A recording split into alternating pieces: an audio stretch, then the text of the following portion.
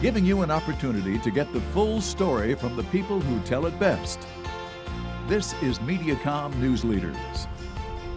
Hello, I'm Elizabeth Kling with Mediacom News Leaders. We're talking with Barb Holland right now with RustiqueIowa. And Barb, thanks so much for coming in. Thanks for having us.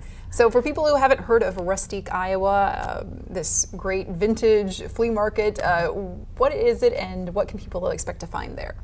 We are a pop-up flea market, so we do 3 shows a year right now. We had one in May already, which was amazing. We were so excited. And we have another one July 14th and 15th. So we have approximately 70 vendors that set up. They come and pop up their tents or set their booth up in one of our indoor buildings. We have anything from junk and salvage to quality made, handmade items from Iowa small businesses and home-based businesses.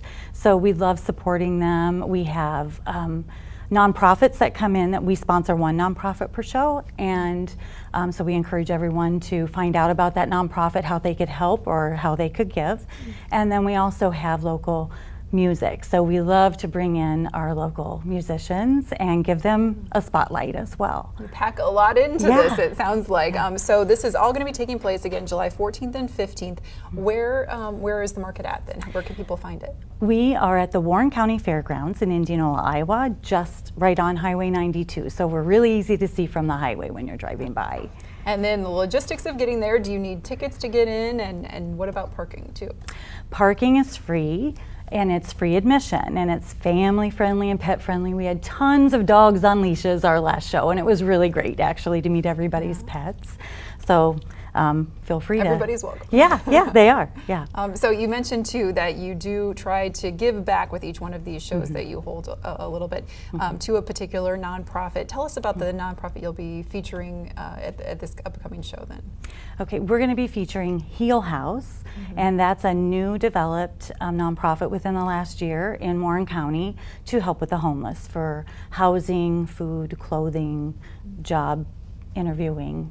And at each booth, you're encouraging the vendors to kind of find a particular item that they can use to help that nonprofit. Yes, right? We ask them to showcase any item of their choice. Price is totally up to them, and just to spotlight that, letting the shoppers know that the proceeds from that item will also go to the nonprofit. That's wonderful. Well, tell us a little bit about how you came to be involved with RustiqueIowa, how you developed this idea. There's a lot of people who love the vintage, the flea market world, but how did you kind of say this is something that we really want to put on ourselves? We had actually been involved in the Rustique Flea and Vintage Market, which is the previous name for this market. I would set up my booth because I redo furniture. I love to repurpose, and I think my theme in life is transformation. I'm a counselor, and I also love to repurpose furniture. Yes. So I just have that running theme in my life, and I'm very passionate about that. So when we saw that the previous owners were going to have to shut down this market, something in me was like, no, let's not do that. So my husband and I talked, and actually our whole family, we have 4 daughters, they're all a part of this, and our son-in-law and future son-in-law. So it's a big family effort, and they just get in there and work really hard that weekend and help vendors with whatever they need, or shoppers. So. And these are some of the fun gear that you can get? Yes, when you're we there? have t-shirts, hats, and koozies for sale with RustiqueIowa and some different sayings.